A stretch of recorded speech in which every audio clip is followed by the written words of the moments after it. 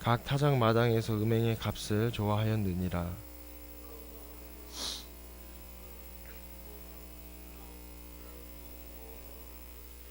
그들은 여호와의 땅에 거주하지 못하며 에브라임은 애굽으로 다시 가고 아수르에서 더러운 것을 먹을 것이니라.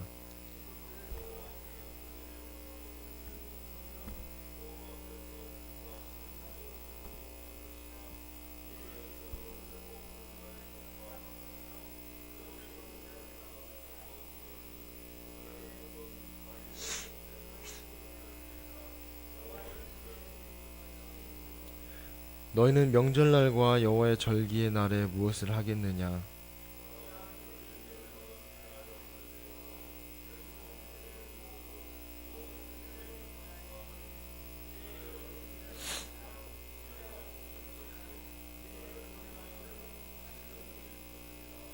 형벌의 날이 이르렀고 보응의 날이 온 것을 이스라엘이 알지라. 선지자가 어리석었고 신에 감동한 자가 미쳤나니 이는 내 죄악이 많고 내 원한이 큼이니라.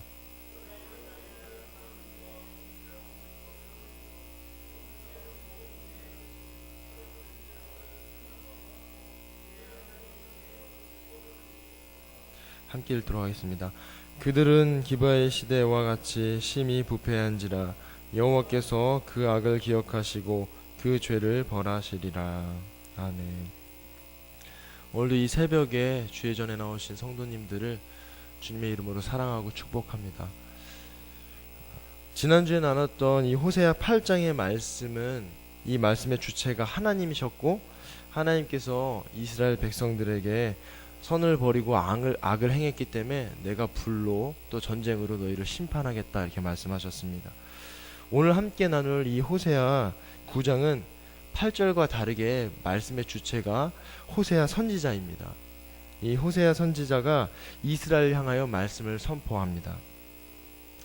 이 호세아 선지자가 가장 먼저 이스라엘 향해서 선포하는 이 말씀은 기뻐 뛰놀지 말라는 것입니다. 세번역 성경은 호세아 선지자가 말씀한 이 부분을 이렇게 표현하고 있습니다. 너희는 기뻐하지 말아라. 이방 백성들처럼 좋아 날뛰지 말아라. 이렇게 표현하고 있습니다.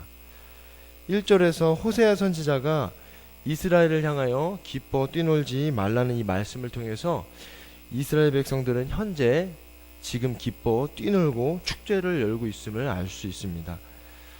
오늘 9장의 이 내용은 이 1절에 기뻐 뛰놀지 말라는 이 짧은 말씀을 중심으로 기뻐 뛰놀지 말라는 이유와 앞으로 일어날 일들에 대해서 말씀하고 있습니다.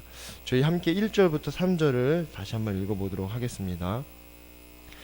이스라엘아, 너는 이방 사람처럼 기뻐 뛰놀지 말라. 내가 음행하여 내 하나님을 떠나고 각 타작 마당에서 음행의 값을 좋아하였느니라. 타작 마당이나 술틀이 그들을 기르지 못할 것이며 새 포도주도 떨어질 것이요 그들은 여호와의 땅에 거주하지 못하며 에브라임은 애굽으로 다시 가고 아수르에서 더러운 것을 먹으니라. 이스라엘은 이 타작마당에서 그들이 거둬들인 이 포도주와 곡식, 이 곡식들을 비롯한 소출로 인해서 기뻐 뛰놀고 있는 것입니다. 그러나 단순하게 기뻐 뛰노는 것이 아닙니다. 그곳에서 풍요를 허락한 바알에게 제사를 드리면서 축제를 열고 있는 것입니다. 하나님께서 호세아 선지자를 통해서 끊임없이 그들의 죄악과 또 심판을 계속해서 선포하셨지만 이스라엘은 현재 그들의 눈앞에 보이는 이 소출에만 관심이 있는 것입니다. 그리고 이 풍성한 소출이 하나님께로부터 왔다고 믿고 떠들어대고 있는 것입니다. 그러나 정작 호세아 선지자는 하나님을 떠나 바알에게 간 대가로 얻은 것이 이 소출이고 너희들의 신은 하나님이 아니라 바알이라고 그렇게 선포하고 있는 것입니다. 이스라엘의 모든 이 백성들이 이 많은 소출을 거둬들인 이 축제 날에 기뻐 뛰고 있는데 호세아 선지자는 기뻐 뛰놀지 말라고 그렇게 말하고 있습니다. 기뻐 뛰놀지 마라. 이 곡식과 포도주가 너희를 먹여 살리는 것이 아니다. 너희들이 거둔 이 소출은 너희들이 먹지 못하게 될 것이고 결국 아수르에게 조공과 예물로 바칠 것이다. 너희들은 더 이상 하나님의 백성이 아니기 때문에 하나님의 땅에서 살지 못할 것이다. 너희는 하나님께서 애굽으로부터 구원하시기 그 이전의 때로 돌아가게 될 것이다. 그리고 아수르로 붙잡혀가서 그들의 부정한 음식을 먹게 될 것이다. 이렇게 선포하고 있습니다. 저희도 함께 4절부터 6절의 말씀을 한 목소리를 읽어보도록 하겠습니다. 그들은 여호와께 포도주를 부어드리지 못하며 여호와께서 기뻐하시는 바도 되지 못할 것이라. 그들의 재물은 애곡하는 자의 떡과 같아서 그것을 먹는 자는 더러워지나니 그들의 떡은 자기의 먹기에만 소용될 뿐이라. 여호와의 집에 드릴 것이 아님이니라. 너희는 명절날과 여호와의 절기의 날에 무엇을 하겠느냐. 보라, 그들이 멸망을 피하여 갈지라도 애굽은 그들을 모으고 노브는 그들을 장사하리니 그들은 귀한 것이나 찔레가 덮을 것이요 그들의 장막 안에는 가시덩굴이 퍼지리라. 이 이스라엘 백성들의 입장에서는 지금 많은 소출로 인해서 기뻐 뛰고 있는데 호세 선지자가 뜬금없이 나타나서 독서를 내뱉고 있는 것입니다. 이스라엘 백성이라면 마땅히 이 많은 수확을 기뻐해야 되는데 오히려 이 분위기를 깨트리고 있는 것입니다. 그런데 호세아 선지자는 이 분위기가 험악해짐에도 불구하고 더 큰 목소리로 외치는 것입니다. 너희가 가나안 땅에서 쫓겨나 이방 땅에서는 더 이상 포도주를 드릴 수 없고 제물로 하나님을 기쁘시게 할 수 없을 것이다. 너희들이 드리는 이 모든 제물은 부정해서 하나님께서 받지 않으실 것이다. 그리고 너희들은 초상집에서 음식을 먹는 것과 같이 부정한 음식을 먹게 될 것이고 너희들은 다 부정하게 될 것이다. 그곳에 있는 그 어떤 제물로도 하나님께 드리지 못할 것이다. 절기가 오고 하나님의 잔칫날이 찾아와도 아무것도 드릴 것이 없게 될 것이다. 이렇게 선포하고 있습니다. 혹여나 이스라엘 백성들 중에 애굽으로 도망가서 그곳에서 살게 되더라도 가나안 땅으로 돌아오지 못하고 그들이 소유한 모든 금은 보화와 장막과 함께 땅에 묻히게 될 것을 외치고 있는 것입니다. 이 기쁨의 날에 모두가 기뻐 뛰고 있는 이 날에 호세아 선지자가 벌받을 날이 가까워 왔다고 외치는 소리를 들으면서 이스라엘 백성들은 이 호세아 선지자를 조롱하고 욕합니다. 왜 호세아 선지자가 이 기쁨의 날에 모두가 기뻐 뛰고 있는데 이런 메시지를 선포하고 있는지는 아무도 관심이 없습니다. 이스라엘은 죄짓기를 멈추지 않고 계속해서 더러운 일을 행하면서 자기들을 저주하고 있는 이 선지자를 향해서 원한을 품고 있는 것입니다. 왜 기쁨의 날에 기뻐하지 말라고 이렇게 말하고 있는 것입니까? 오늘 본문을 살펴보면서 저희들은 가장 먼저 호세아 선지자가 기뻐 뛰놀지 말라고 외쳤던 이 문장에 주목할 필요가 있습니다. 하나님을 아는 지식을 버리고 선을 버렸기 때문에 이미 수없이 멸망당할 것을 또 심판받을 것을 외쳤을 텐데 이왕 걷어들인 이 많은 소출로 인해서 기뻐 뛰놀게 내버려둬도 되지 않겠습니까? 그리고 이 이스라엘이 1차 아수르의 침공으로 인해서 상당히 어려움을 겪었던 이 시기에 이렇게 많은 소출을 거두게 되었는데 이 기뻐하는 것이 당연한 것이 아니겠습니까? 그런데 호세아 선지자는 이스라엘을 향해서 기뻐 뛰놀지 말라고 외치고 있는 것입니다. 호세아 선지자는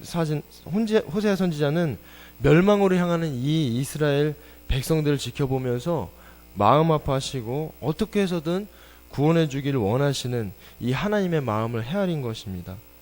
이 사실은 호세아 9장 10절에 하나님께서 이스라엘을 처음 만났을 때 그 장면을 떠올리셨던 그 말씀을 통해서 충분히 알 수 있습니다. 호세아 선지자는 모든 이스라엘이 기뻐하고 또 기뻐하는 것이 당연한 이때에 기뻐 뛰놀지 말라고 외칩니다. 죽으림을 다해서 외치는 것입니다. 그런데 이스라엘 백성들은 오히려 호세아 선지자에게 원한을 품습니다. 이렇게 기뻐 뛰놀지 말라고 외치는 것을 전혀 이상하게 여기지 않습니다. 하나님께서 이스라엘을 애굽으로부터 구원하셔서 광야에서 먹이시고 또 입히시고 지키시고 인도하셨던 이것을 기념하는 이 초막절을 생각하면서도 하나님을 떠올릴 수 있을 텐데 이스라엘 백성들은 전혀 이 초막절에 그 하나님을 떠올리지 않습니다.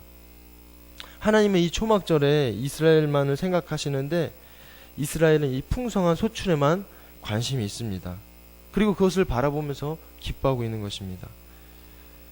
호세아 선지자는 이 초막절에 이스라엘 백성들의 이런 모습을 보면서 기뻐 뛰놀지 말라고 외칠 수밖에 없었던 것입니다. 호세아 선지자는 이들이 돌아오면 하나님께서 이들을 받아주실 것이라는 분명한 확신을 가지고 이 말씀을 선포한 것입니다. 얼마 전에 제가 문현중학교를 지나가다가 20살이 되어서 사회에 첫 발을 내딛었던 청년을 만나게 되었습니다.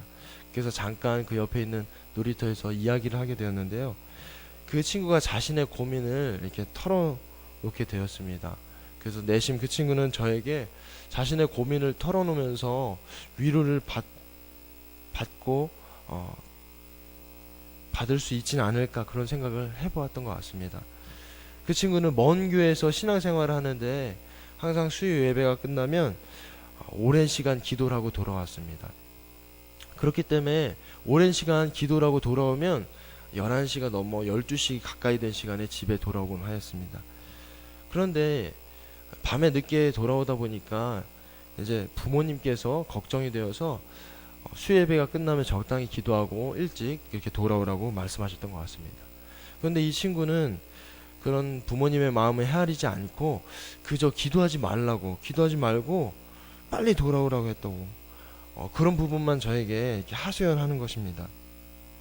이 친구의 마음도 제가 이해가 됐지만 이 친구의 이 친구를 걱정해서 예배가 끝나고 좀 일찍 오라고 했던 그런 부모님의 마음을 이해할 수 있었습니다. 그래서 이 부모님은 이 아이에게 그렇게 말씀하셨다고 합니다.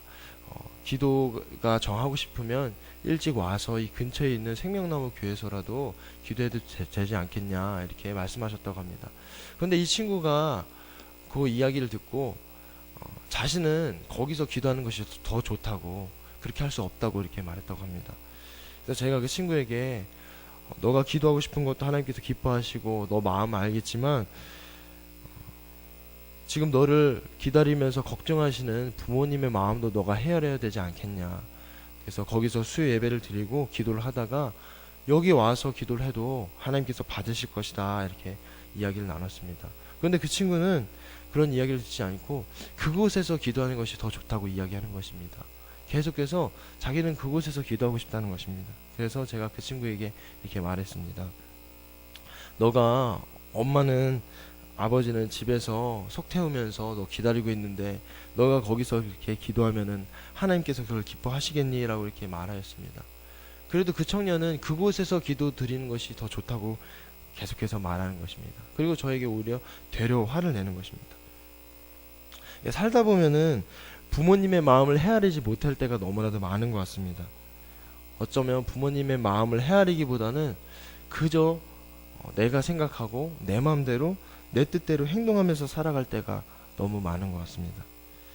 꼭 하나님의 마음을 헤아리지 않고 나만 또 내 입장만 내 생각을 하면서 살아가는 그런 모습은 아닐까 그런 생각을 하게 되었습니다. 호세아 선지자는 이스라엘 백성들이 멸망당할 것이라는 이 심판의 메시지를 듣고 이 초막절에 하나님을 생각하고 또 하나님의 마음을 헤아려서 그분께로 돌아오기를 간절하게 바라지만 이스라엘 백성들은 아랑곳하지 않습니다. 그들의 관심은 오직 풍성한 소출에 가 있습니다. 결국 아수르에게 이 조공과 예물로 바쳐져서 아무것도 남지 않게 될 것이라는 생각은 전혀 하지 않고 눈앞에 보이는 이익에만 관심이 있는 것입니다. 3월이 시작하고 이제 사순절도 보름이 지나갔습니다. 바쁘고 신경 써야 될 것이 너무나 많은 시대를 우리가 살아가고 있다고 이렇게 말하고 있지만 정작 신경 써야 할 중요한 일이 무엇인지 생각하지도 못한 채 살아가고 있을 때가 참 많은 것 같습니다. 사순절이라고 특별한 것을 하기보다는 복음서를 제가 꾸준히 읽으려고 노력하고 있습니다. 말씀을 읽고 또 예수님께서 이 세상에 오셔서 하나님께 돌아가시는 그런 장면을 생각하면서 문득 한 가지를 생각하게 되었습니다. 사람이 태어나서 나이를 먹을수록 하나님께로 향해 가는 것이건만 왜 하나님과 더 친밀해지기보다 세상의 것들을 부여잡고 또 나의 삶이 가족에게만 마음을 두게 되는 것일까, 그런 생각을 하게 되었습니다. 세상에 태어난 아기야 부모 없이 살아갈 수도 없고 또 아직 어려서 하나님의 은혜와 사랑을 잘 모르기 때문에 자신이 원하는 대로 하고 싶은 대로 또 먹고 싶은 대로 살아가는 것이 당연할 수 있다고 생각이 듭니다. 그런데 한 아이의 아빠가 되었음에도 불구하고 여전히 하나님의 마음을 헤아리지 못하는 이 삶을 돌아보면서 언제쯤이면 이 아버지의 마음을 헤아릴 수 있을까? 언제쯤이면 그분을 기쁘시게 하는 삶을 살 수 있을까 생각하게 되었습니다. 이 사순절의 기간에 예수님을 깊이 묵상하면서 이 하나님의 아버지의 마음을 헤아리게 되기를 기대하게 됩니다. 오늘 말씀을 준비하면서 호세아 8장에 하나님께서 이스라엘 향해서 아무리 이렇게 말씀하셔도 아무리 외치셔도 도대체 듣지 않는 이 이스라엘 향해서 이제는 이 호세아 선지자가 하나님의 마음을 헤아리고 또 하나님의 마음이 그들을 향해 있다는 사실을 대변해서 외치고 있는 것입니다. 그럼에도 불구하고 여전히 이스라엘 백성들은 이 마음을, 이 하나님의 분노하는 이 마음과 이 아픔과 고통을 전혀 헤아리지 못하고 있습니다. 오늘 하루를 살아가시고 또 한 주간을 살아가실 때 가정과 직장과 또 교회와 또 만나시는 모든 관계 속에서 먼저 하나님의 마음이 무엇일까, 그분의 마음을 구하시면서 또 그분의 마음을 헤아리시면서 살아가시는 그런 한 주가 되시기를 소망합니다. 그 하나님의 아픈 마음을 헤아릴 줄 아는, 그래서 그 마음으로 살아갈 수 있는 저와 성도님들 되시기를 간절히 소망합니다.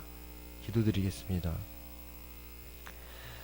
사랑하는 하나님 아버지, 세상을 살아가면서 세상을 알아가고 나 자신을 알아가지만 정작 하나님을 알아가지 못합니다. 하나님의 마음이 어떤지 헤아리지도 못한 채 하루하루 살아갑니다. 세상 살아가기에 필요한 정보를 알지 못해도, 다른 사람의 마음을 알지 못해도 하나님의 마음만은 알아서 하나님의 마음을 헤아리며 그분의 기쁨이 되어드리는 삶을 살아갈 수 있도록 인도하여 주시옵소서. 무엇을 어떻게 해야 할지 삶의 순간순간 성령께서 가르쳐 주시고 인도하여 주셔서 저희들의 삶이 아버지의 마음을 품고 아버지의 자녀답게 살아가는 삶이 되도록 인도하여 주시옵소서. 사순절 기간입니다.